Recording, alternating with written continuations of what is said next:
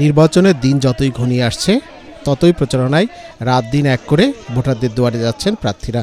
ভোটাররা বলছেন এবার বিএনপি সমর্থিত জোট ও 11 দলীয় ঐক্য জোটের প্রার্থীদের মধ্যে দেশের বেশিরভাগ আসনে মূল প্রতিদ্বন্দ্বিতা হবে।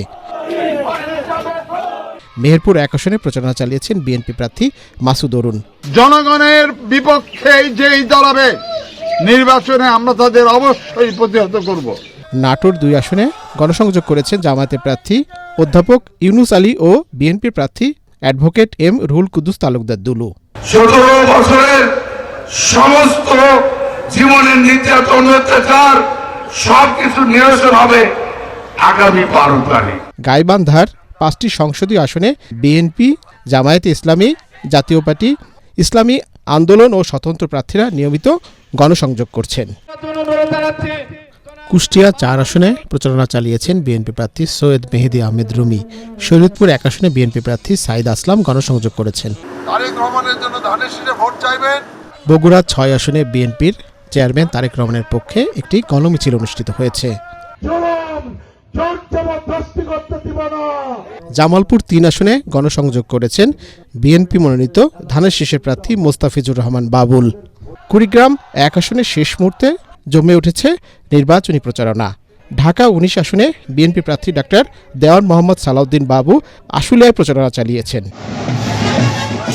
একই আসনে প্রচারণা চালিয়েছেন এলডিপির প্রেসিডিয়াম সদস্য এবং ছাতা প্রতীকের প্রার্থী লেফটেন্যান্ট জেনারেল অবসরপ্রাপ্ত ডক্টর চৌধুরী হাসান সরওয়ার্দী।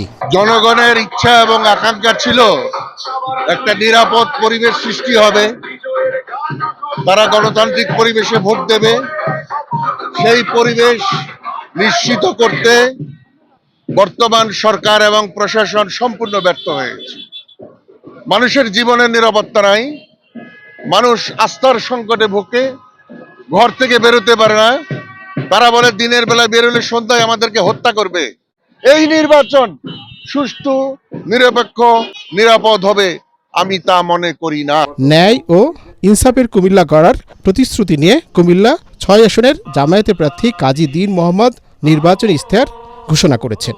পাবনা 5 আসনে জামায়াত প্রার্থী মাওলানা ইকবাল হোসাইন ও যশোর 1 আসনে জামায়াত প্রার্থী মাওলানা আজিজুর রহমান নির্বাচনী ইশতেহার ঘোষণা করেন।